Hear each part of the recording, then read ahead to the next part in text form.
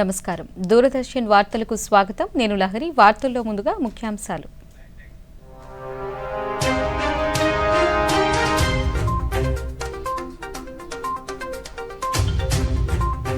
Vision document 2047పై ముఖ్యమంత్రితో సచివాలయంలో నీతి Aayog CEO భేటీ. కేంద్ర ప్రభుత్వ పథకాల అమలుపై చర్చ. రేపు దీపావళి పర్వదినాన్ని పురస్కరించుకుని ప్రజలకు శుభాకాంక్షలు తెలిపిన రాష్ట్ర గవర్నర్, ముఖ్యమంత్రి, ఉప ముఖ్యమంత్రి. శాంతి, సౌభ్రాతృత్వం, సామరస్యాలతో కూడిన సమాజాన్ని నిర్మించేందుకు పండుగలు స్ఫూర్తినిస్తాయన్న గవర్నర్. ఆంధ్రప్రదేశ్లో ఉచిత గ్యాస్ సిలిండర్ల పథకానికి నిధులు విడుదల. ఏడాదికి 3 సిలిండర్లకు 2,468 కోట్ల రూపాయల చెక్కును గ్యాస్ కంపెనీలకు అందించిన ముఖ్యమంత్రి చంద్రబాబు నాయుడు. దీపావళి బాణాసంచా కాల్చేటప్పుడు జాగ్రత్తలు తీసుకోవాలన్న రాష్ట్ర విపత్తుల నిర్వహణ సంస్థ. అత్యవసర సహాయం కోసం టోల్ ఫ్రీ నెంబర్లను సంప్రదించాలని సూచన. అయోధ్యలో కన్నుల పండుగగా దీపోత్సవం. గిన్నీస్ రికార్డు నమోదు దిశగా విస్తృత ఏర్పాట్లు. వార్తల్లోని వివరాలను చూద్దాం. రేపు దీపావళి పర్వదినాన్ని పురస్కరించుకుని భారత రాష్ట్రపతి ద్రౌపది ముర్ము దేశ ప్రజలకు శుభాకాంక్షలు తెలిపారు. దీపావళి శుభ సందర్భంగా దేశ విదేశాలలో నివసిస్తున్న భారతీయులు అందరికీ హృదయపూర్వక శుభాకాంక్షలు తెలియజేస్తున్నట్లు పేర్కొన్నారు. దీపావళి ఆనందం, ఉత్సవాలను పెంచే పండుగ అని, ఈ పండుగ అజ్ఞానంపై జ్ఞానం, చెడుపై మంచి సాధించి విజయానికి ప్రతిని తన సందేశంలో పేర్కొన్నారు. దేశ విదేశాలలోని వివిధ సంఘాలు ఈ పండుగను ఎంతో ఉత్సాహంతో జరుపుకుంటున్నాయన్నారు. ఈ పండుగ ఉజ్వల భవిష్యత్తు కోసం ఆశలు రేకెత్తిస్తుందని తెలిపారు. ప్రేమ, కరుణ వంటి సద్గుణాలను అమలుపరుచుకునేలా సామాజిక సామరస్యాన్ని పెంపొందించుకోవాలని, ఈ పండుగ అణగారిన పేదలకు సహాయం చేయడానికి, వారితో మన ఆనందాన్ని పంచుకోవడానికి కూడా ఒక అవకాశమని పేర్కొన్నారు. భారతదేశ మహిమాన్విత వారసత్వాన్ని చూసి గర్విద్దామని, మంచితనంపై నమ్మకంతో కాలుష్యరహిత దీపావళిని జరుపుకుందామని, ఆరోగ్యకరమైన, సంపన్నమైన, బాధ్యతాయుతమైన సమాజాన్ని నిర్మించడానికి ప్రతిజ్ఞ చేద్దామని రాష్ట్రపతి పేర్కొన్నారు.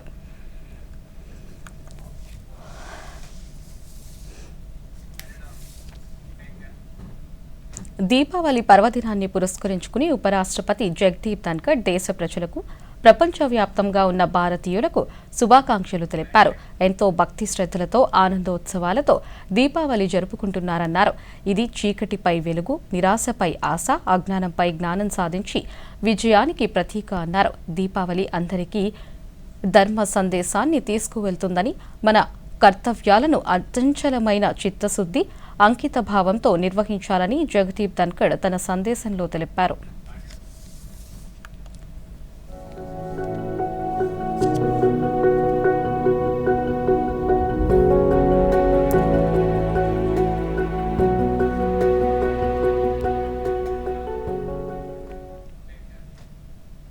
సంతోషకరమైన దీపావళి, వెలుగుల పండుగ దీపావళి సందర్భంగా రాష్ట్ర ప్రజలకు ఆంధ్రప్రదేశ్ గవర్నర్ ఎస్ అబ్దుల్ నజీర్ ప్రజలకు హృదయపూర్వక శుభాకాంక్షలు తెలిపారు. దీపావళి దివ్య దీపాల అందరికీ శాంతి, శ్రేయస్సు, ఆనందాన్ని కలిగిస్తాయని, చీకటిపై వెలుగు, చెడుపై మంచి, అజ్ఞానంపై జ్ఞానం సాధించి విజయానికి దీపావళి ప్రతీక అని తన సందేశంలో గవర్నర్ పేర్కొన్నారు. శాంతి, సౌభ్రాతృత్వం, సామరస్యాలతో కూడిన సమాజాన్ని నిర్మించేందుకు ఇలాంటి పండుగలు మనకు స్ఫూర్తిని ఇస్తాయని గవర్నర్ వెల్లడించారు.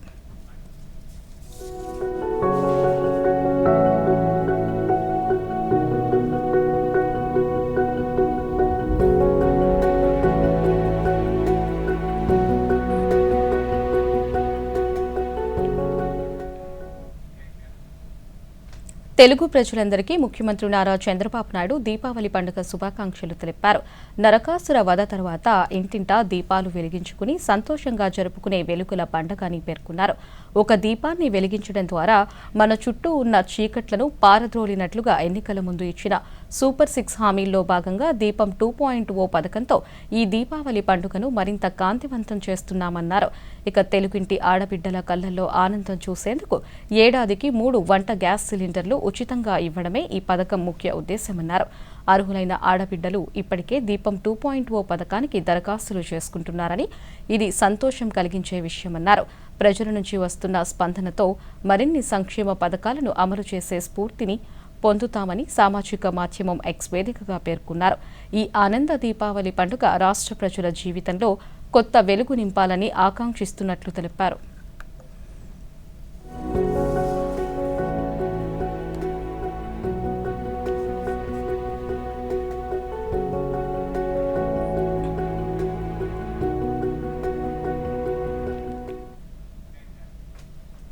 జాతిని జాగృతం చేసే చైతన్య దీప్తుల శోభావళి దీపావళి అని రాష్ట్ర ఉప ముఖ్యమంత్రి కె పవన్ కళ్యాణ్ పేర్కొన్నారు. దీపావళిని పురస్కరించుకుని ప్రజలకు శుభాకాంక్షలు తెలిపారు. దీపాన్ని పరబ్రహ్మ స్వరూపంగా మనోవికాసానికి, ఆనందానికి, నవ్వులకు, సజ్జనత్వానికి, సద్గుణ సంపత్తికి నిదర్శనంగా భావిస్తామని తన సందేశంలో పేర్కొన్నారు. దీపావళికి దీప శోభతో పాటు బాణాసంచా ప్రత్యేకత గురించి వివరించారు. జాగ్రత్తలు పాటిస్తే దీపావళి నిజంగా నయనానందకరంగా, హృదయంగా మనసులో గుర్తుండిపోతుందన్నారు. ఏమాత్రం అజాగ్రత్తతో, నిర్లక్ష్యంతో టపాసులు కాలిస్తే అది కాలరాత్రిగా వెంటాడుతుందన్నారు. టపాసులు కాల్చే సమయంలో పెద్దలు జాగ్రత్తలు తీసుకోవాలన్నారు.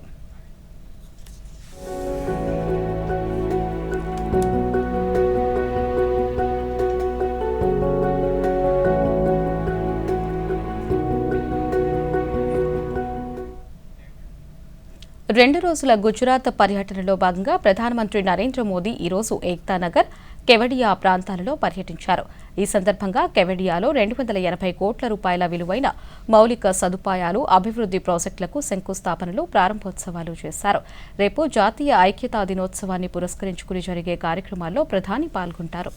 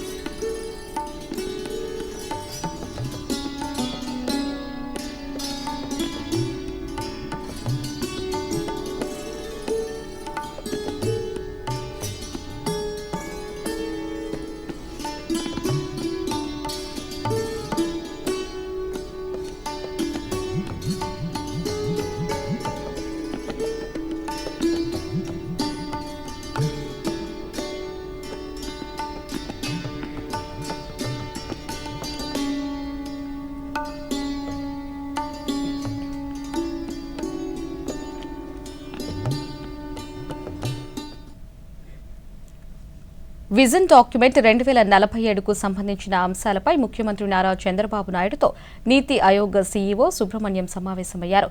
అమరావతిలోని సచివాలయంలో జరిగిన ఈ భేటీలో నీతి ఆయోగ్కు సంబంధించిన సలహాదారు, డైరెక్టర్లతో పాటు రాష్ట్ర ఆర్థిక శాఖ మంత్రి పయ్యావుల కేశవ్, వివిధ శాఖలకు చెందిన ఉన్నతాధికారులు హాజరయ్యారు. కేంద్ర ప్రభుత్వ పథకాల అమలు తీరుపై ఈ సమావేశంలో ప్రధానంగా చర్చించారు. ఏడాదికి 15% వృద్ధి రేటు సాధనే లక్ష్యంగా స్వర్ణాంధ్ర విజన్ డాక్యుమెంట్ 2047 ప్రణాళిక రూపొందించినట్లు ముఖ్యమంత్రి వివరించారు. 2047 నాటికి $2.4 ట్రిలియన్ ఆర్థిక వ్యవస్థగా ఆంధ్రప్రదేశ్ అభివృద్ధి లక్ష్యంగా విజన్ డాక్యుమెంట్ను రాష్ట్ర, జిల్లా, నియోజకవర్గాల స్థాయిలో రూపొందించినట్లు చంద్రబాబు నాయుడు తెలిపారు.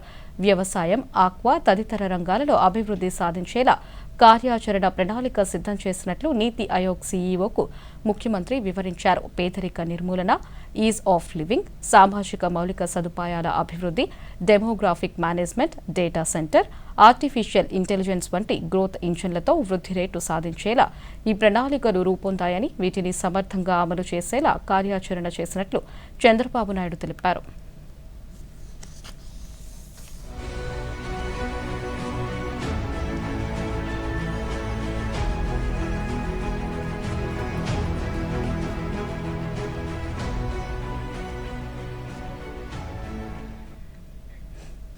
సూపర్ 6 హామీల్లో ఒకటైన ఉచిత గ్యాస్ సిలిండర్ల పథకానికి ఆంధ్రప్రదేశ్ ప్రభుత్వం నిధులు విడుదల చేసింది. ఏడాదికి 3 గ్యాస్ సిలిండర్ల పథకానికి ఖర్చయ్యే నిధులను ముఖ్యమంత్రి నారా చంద్రబాబు నాయుడు ఈరోజు పెట్రోలియం సంస్థలకు అందజేశారు. అమరావతిలోని సచివాలయంలో Hindustan petroleum, Bharat petroleum corporation, Indian oil corporation సంస్థల ప్రతినిధులకు ముఖ్యమంత్రి ఈ సబ్సిడీ మొత్తాన్ని అందించారు. ఏడాదికి 3 సిలిండర్లు ఇచ్చేందుకు అయ్యే 2,684 కోట్ల రూపాయల ఖర్చునకు రాష్ట్ర ప్రభుత్వం ఆమోదం తెలిపింది. ఇక ఈ నేపథ్యంలో మొదటి ఉచిత సిలిండర్కు ఖర్చు అయ్యే 894 కోట్ల రూపాయలను పెట్రోలియం సంస్థలకు ప్రభుత్వం అందించింది. దీపం 2 పథకంలో భాగంగా ప్రతి 4 నెలలకు ఒక సిలిండర్ చొప్పున ప్రభుత్వం పేద ప్రజలకు ఉచితంగా అందించనుంది. 3 విడతల్లో ప్రభుత్వం 3 గ్యాస్ సిలిండర్లకు అయ్యే ఖర్చు సొమ్మును విడుదల చేసింది. ఈ నెల 29వ తేదీ నుంచి ప్రభుత్వం ఈ పథకం కింద గ్యాస్ బుక్ చేసుకునే అవకాశాన్ని లబ్ధిదారులకు కల్పించింది. గ్యాస్ సిలిండర్ అందిన 48 గంటల్లో లబ్ధిదారులు సిలిండర్కు వెచ్చించిన సొమ్ము లబ్ధిదారుని ఖాతాలో జమ కానుంది.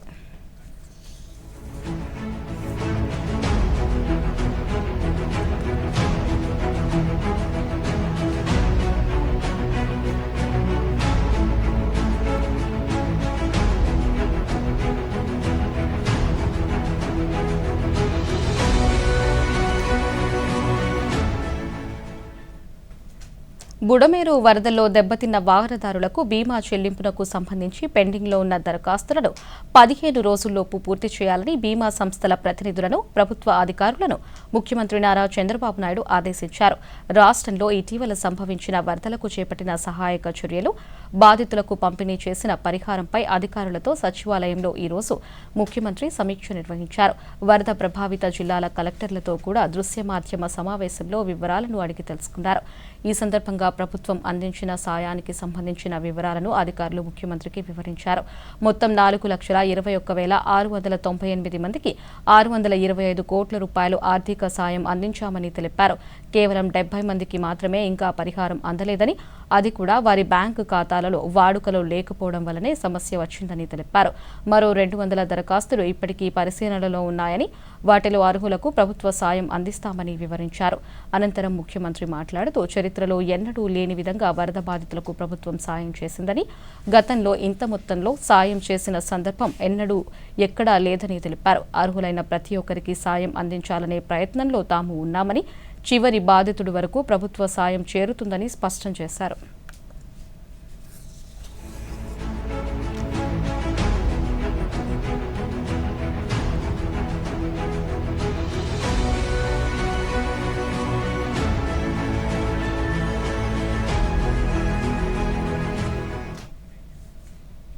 పేద ప్రజల సంక్షేమం కోసం సంక్షేమ అభివృద్ధి పథకాలు అమలు చేయాలంటే ప్రజల స్థితిగతులపై పూర్తి సమాచారం ప్రభుత్వం వద్ద ఉండాలని, అప్పుడే ఆశించిన ఫలితాలు సాధించగలమని రాష్ట్ర పురపాలక శాఖ మంత్రి పి. నారాయణ తెలిపారు.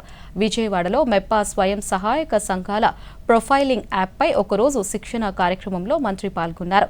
అనంతరం ఆయన మీడియాతో మాట్లాడుతూ డ్వాక్రా, మెప్మా సంఘాల సభ్యులకు ముఖ్యమంత్రి అధిక ప్రాధాన్యత ఇస్తారని, వారి ఆర్థిక పరిస్థితి బాగుంటే రాష్ట్ర ఆర్థిక పరిస్థితి కూడా బాగుపడుతుందని బలంగా నమ్ముతారన్నారు. రాష్ట్రంలోని ప్రతి ఒక్కరి ఆదాయం రెట్టింపు కావాలని లక్ష్యంగా నిర్దేశించామన్నారు. అందుకు అనుగుణంగా మెప్మాలో అనేక సంక్షేమ కార్యక్రమాలు తీసుకుని అమలు చేస్తున్నామన్నారు.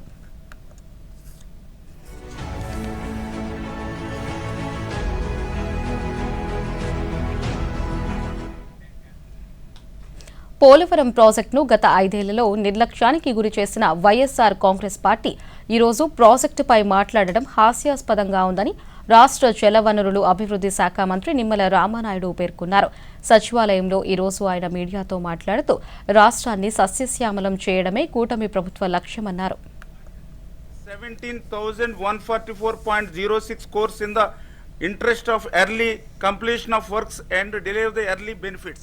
జగన్మోహన్ రెడ్డిని 5 సంవత్సరాలుగా ముఖ్యమంత్రిగా మనం చేశామా అనేటువంటి ఆలోచనతో ఇవాళ ఎవరైతే ప్రజలు ఆలోచిస్తూ ఉన్నారో, మరి అటువంటి వాటిని డైవర్ట్ చేయాలనే ఉద్దేశమో మరేంటో తెలియదు. కానీ మా తెలుగుదేశం పార్టీ స్కీమే 45.72.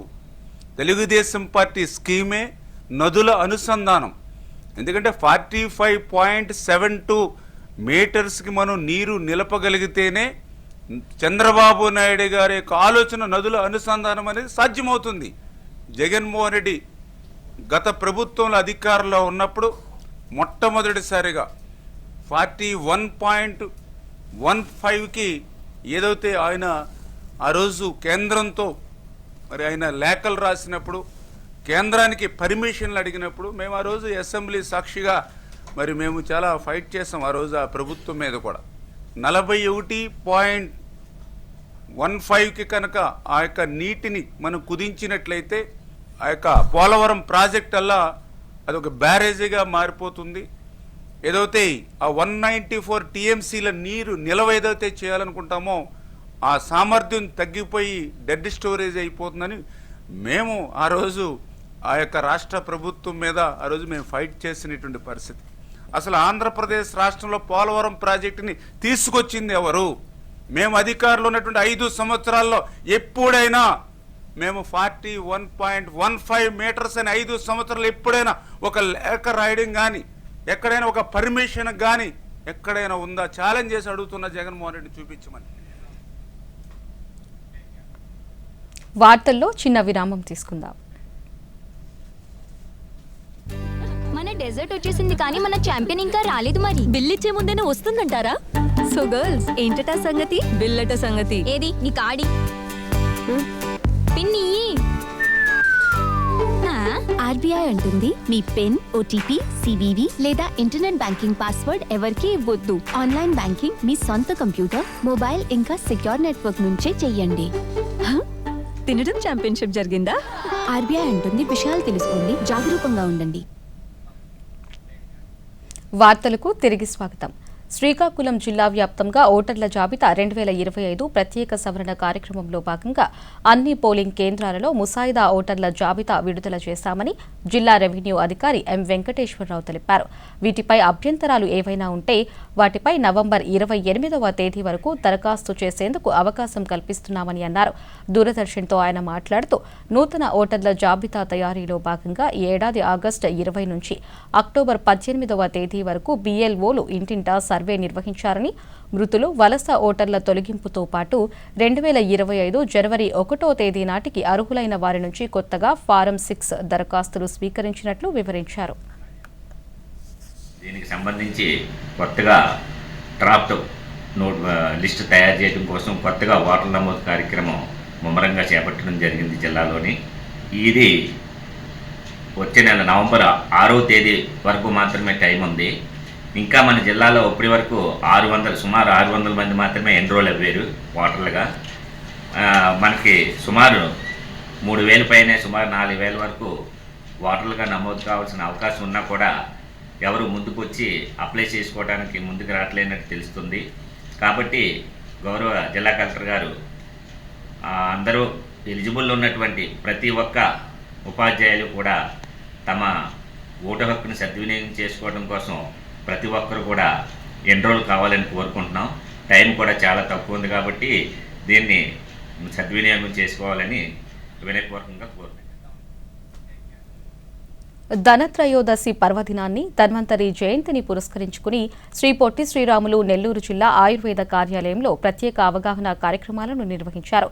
జిల్లా ఆయుర్వేద వైద్యాధికారి గోవిందయ్య ధన్వంతరికి పూజలు నిర్వహించారు. ఈ సందర్భంగా ఆయుర్వేదం ప్రాధాన్యతను ఆయన వివరించారు.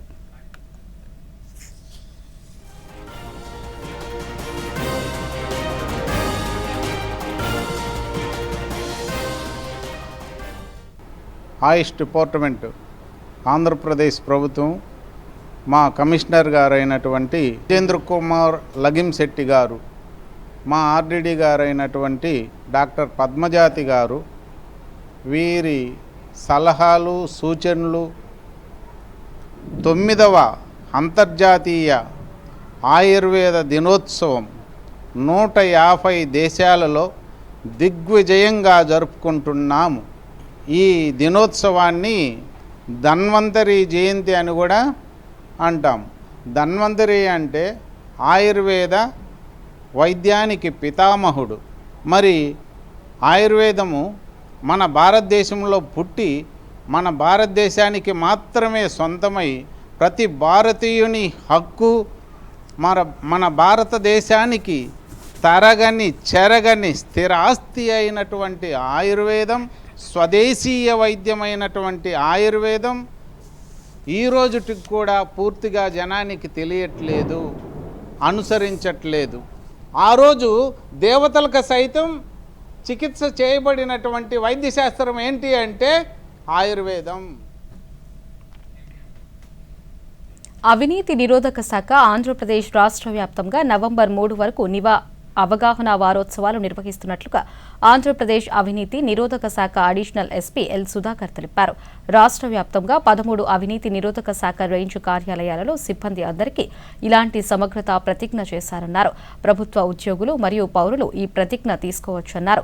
అవినీతికి సంబంధించి ఫిర్యాదులను టోల్ ఫ్రీ నెంబర్ 1064 లేదా 9440440057కు తెలియజేయవచ్చన్నారు. వల్లభాయ్ పటేల్ జయంతి సందర్భంగా అవినీతి నిరోధక చర్యలు తీసుకునే క్రమంలో ఈ సంవత్సరం సెంట్రల్ విజిలెన్స్ కమిషన్ ఢిల్లీ వారు culture of integrity for nations prosperity అన్న నినాదంతో అనే నేపథ్యంతో ఈ సంవత్సరం అక్టోబర్ 28 నుంచి నవంబరు 3వ తారీఖు 2024 వరకు వారం రోజుల పాటు జరిపే ఈ నెగా వారోత్సవాలలో భాగంగా మన రాష్ట్రానికి సంబంధించి అవినీతి నిరోధక శాఖ డైరెక్టర్ గారి ఆధ్వర్యంలో మన రాష్ట్రంలోని 13 రీజన్స్లో ఈ యొక్క అవినీతి నిరోధక అవేర్నెస్ కార్యక్రమాలు ఈ రేంజ్ల్లో అన్ని ప్రభుత్వ కార్యాలయాల్లోనూ జరుపుకోవాల్సిందిగా తెలుపుతూ డీజీ గారు అయిన అతుల్ సింగ్ గారు విజ్ఞప్తి చేయడం జరిగింది. అందులో భాగంగా ప్రతి పౌరుడు, ప్రతి ఉద్యోగి ఈ యొక్క దేశాభివృద్ధి కోసం అవినీతిని నిరోధించడానికి పాటుపడవలసిందిగా తెలియపరుస్తూ ఈ యొక్క నినాదంతో మనం ఈ వారోత్సవాలు జరుపుకుంటున్నాం. మరి ఎక్కడైనా ఎవరికైనా ప్రతి పౌరుడికి అవినీతిని నిరోధించవలసిన బాధ్యత ఉంది కనుక అవినీతికి సంబంధించినటువంటి విషయాల గురించి తమకు తెలిసి వచ్చినటువంటి విషయాన్ని టోల్ ఫ్రీ నెంబర్ 1064 కానీ 9440440057 నెంబర్కి తెలియపరచవలసిందిగా అవినీతి నిరోధక శాఖ తరఫు నుంచి విజ్ఞప్తి చేస్తున్నాము. భూమాతను ఆరాధించి ప్రకృతితో మమేకమై జీవించే గొప్ప సంస్కృతి సంప్రదాయం భారతదేశానికి ఉందని కేంద్ర అటవీ, పర్యావరణ, వాతావరణ మార్పుల శాఖ సహాయ మంత్రి కీర్తివర్ధన్ సింగ్ తెలిపారు. కొలంబియాలో జరిగిన COP16లో ప్రపంచ జీవ వైవిధ్య పరిరక్షణకు భారత్ నిబద్ధతను వివరించారు. ప్రపంచవ్యాప్తంగా గుర్తింపు పొందిన బయోడైవర్సిటీ హాట్స్పాట్లలో 4 కలిగి ఉన్న 17 దేశాలలో భారత్ ఒకటన్నారు. జీవ వైవిధ్యాన్ని పునరుద్ధరించేందుకు భారత్ కృషి చేస్తుందన్నారు. ఏక్ పేడ్ మాకే నామ్ పేరిట చెట్ల పెంపకం పెద్ద ఎత్తున జరుగుతుందన్నారు.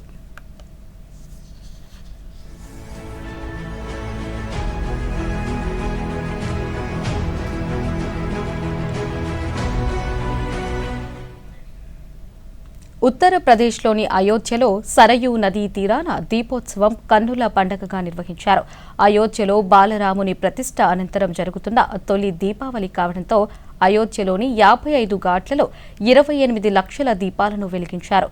ప్రతి ఏటా దీపావళి రోజున శ్రీరాముడు అయోధ్య పట్టణానికి తిరిగి వచ్చినందుకు దీపోత్సవ వేడుకలు నిర్వహిస్తారు. ఈ దీపోత్సవంలో ఉత్తరప్రదేశ్ ముఖ్యమంత్రి యోగి ఆదిత్యనాథ్ పాల్గొని దీపాలను వెలిగించారు.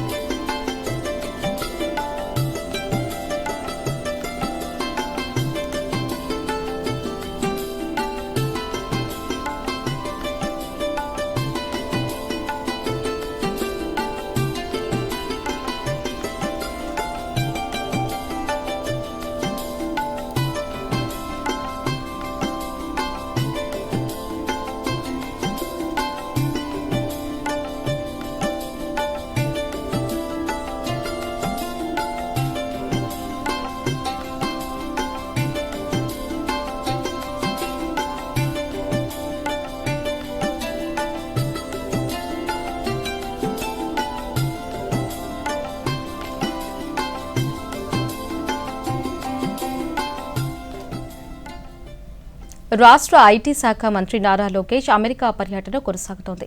ఇందులో భాగంగా ఆయన లాస్ వెగాస్ నగరంలో నిర్వహించిన ఐటీ సర్వర్ సినర్జీ సమ్మిట్లో పాల్గొన్నారు. సమ్మిట్ ప్రాంగణంలో పలువురు పారిశ్రామికవేత్తలతో భేటీ అయ్యారు. Amazon Web Services MD Rachel, PepsiCo మాజీ CEO ఇంద్రనుయి, రెవేచర్ CEO Ashwin Bharat, sales force AI CEO Clara షియాతో Lokesh సమావేశమయ్యారు. రాష్ట్రంలో పెట్టుబడులకు అనుకూలతలను వారికి వివరించారు. ఆంధ్రప్రదేశ్లో అమెజాన్ డేటా సెంటర్ ఏర్పాటు చేయాలని అమెజాన్ వెబ్ సర్వీసెస్ ఎండీ రేచల్ను లోకేష్ కోరారు. సులభతరమైన పౌర సేవలకు సహకారం అందించాలన్నారు. రాష్ట్రంలో పెట్టుబడుల అవకాశాలను పరిశీలించాల్సిందిగా విజ్ఞప్తి చేశారు. క్లౌడ్ ఇన్ఫ్రాస్ట్రక్చర్, ఎంటర్ప్రైజెస్ సొల్యూషన్పై దృష్టి పెట్టాలని రేచల్ స్కాఫ్ చెప్పారు. ఇక డిజిటల్ ట్రాన్స్ఫర్మేషన్పై అమెజాన్ దృష్టి సారించిందన్నారు. ఏఐ, ఎంఎల్ క్లౌడ్ ఇన్ఫ్రాస్ట్రక్చర్ ఆవిష్కరణలకు ప్రాధాన్యముంటుందన్నారు. రెవేచర్ సీఈఓ అశ్విన్ భరత్తో మంత్రి లోకేష్ సమావేశమయ్యారు. ఆంధ్రప్రదేశ్లో టెక్ టాలెంట్ డెవలప్మెంట్ సెంటర్ను నెలకొల్పడానికి భాగస్వామ్యం వహించాలని కోరారు. క్లౌడ్ ఇన్ఫ్రాస్ట్రక్చర్లో ఏపీటీడీ లక్ష్యాల సాధనకు ఏడబ్ల్యూఎస్ ఉపకరిస్తుందని లోకేష్ తెలిపారు. స్మార్ట్ గవర్నెన్స్లో ఏడబ్ల్యూఎస్ క్లౌడ్ సేవలు రాష్ట్రంలో కీలకమన్నారు.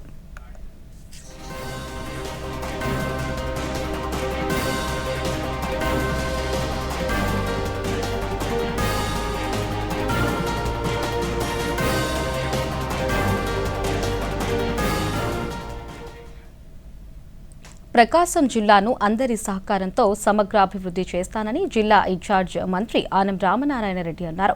జిల్లా ఇన్ఛార్జ్ మంత్రిగా తొలిసారి ఈ రోజు ఆయన ఒంగోలులో జిల్లాలోని ప్రజాప్రతినిధులు, కూటమి నేతలతో సమన్వయ సమావేశం నిర్వహించారు.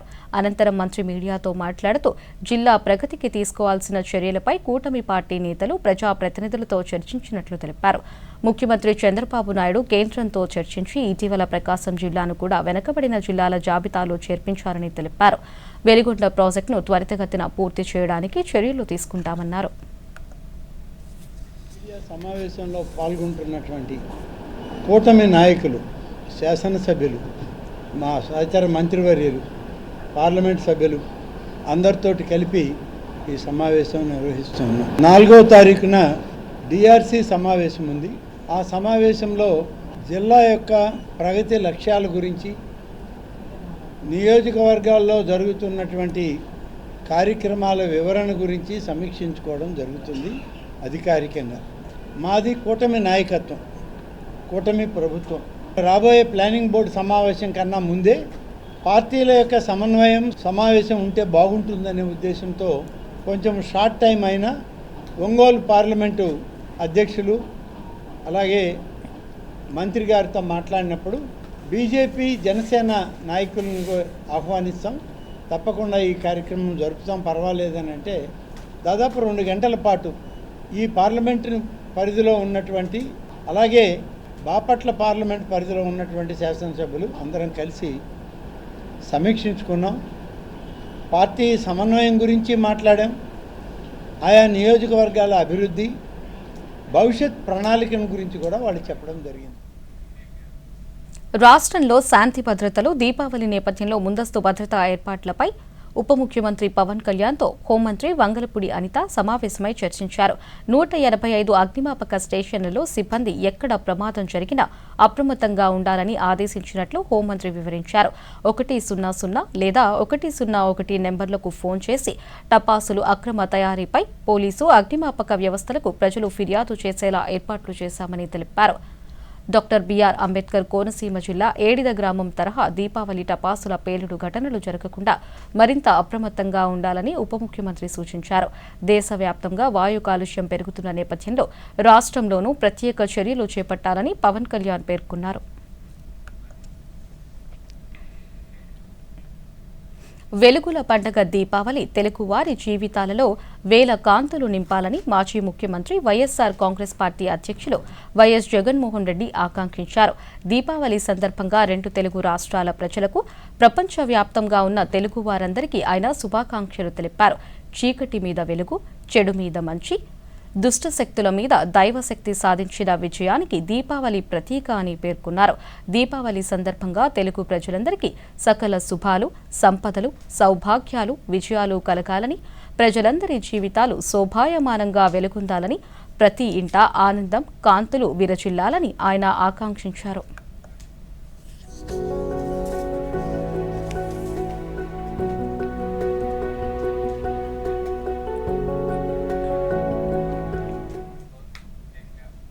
ఈ వార్తలు ఇంతటితో సమాప్తం. నమస్కారం.